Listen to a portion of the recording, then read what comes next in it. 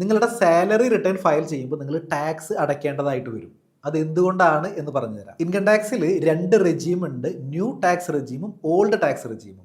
അപ്പോൾ new tax റെജീമാണ് വളരെ favourable ആയിട്ടുള്ളത്. അപ്പോൾ ഒരുപാട് ആളുകൾ ഒപ്റ്റ് ചെയ്യുന്നതും ഈ ന്യൂ ടാക്സ് റെജീമാണ്. അപ്പോൾ നിങ്ങളുടെ എംപ്ലോയർ ഈ ന്യൂ ടാക്സ് റെജീം പ്രകാരമായിരിക്കും TDS പിടിച്ചിട്ടുണ്ടായിരിക്കുക. അപ്പോൾ ന്യൂ ടാക്സ് റെജീമിൻ്റെ മറ്റൊരു പ്രത്യേകതയുള്ളത് ഒരു ഡിഡക്ഷൻസും അതിൽ അവൈലബിൾ അല്ല എന്നുള്ളതാണ്. ഇനി നിങ്ങൾ ഇൻകം ടാക്സ് റിട്ടേൺ ഫയൽ ചെയ്യാനായിട്ട് പോകുമ്പോൾ നിങ്ങൾ ആനുവൽ ഇൻഫർമേഷൻ സ്റ്റേറ്റ്മെൻറ്റ് എടുക്കുമ്പോൾ നിങ്ങളുടെ ഫിക്സഡ് ഡെപ്പോസിറ്റിൻ്റെ ഇൻട്രസ്റ്റ് അല്ലെങ്കിൽ സേവിങ്സ് ബാങ്ക് അക്കൗണ്ടിൽ നിന്ന് വന്നിട്ടുള്ള ഇൻട്രസ്റ്റ്, അപ്പോൾ ഇതൊക്കെ അവിടെ കാണാനായിട്ട് സാധിക്കും. അപ്പോൾ ഈ എമൗണ്ട് കൂടി നിങ്ങൾ ഉൾപ്പെടുത്തുമ്പോൾ, ഉദാഹരണത്തിന് നിങ്ങളുടെ സേവിങ്സ് ബാങ്ക് അക്കൗണ്ടിലെ ഇൻട്രസ്റ്റ് 5,000 റുപ്പീസ് ആണ് എന്ന് കരുതൂ. അപ്പോൾ ഈ 5,000 രൂപയ്ക്ക് എംപ്ലോയർ TDS ഒന്നും പിടിച്ചിട്ടുണ്ടായിരിക്കില്ല.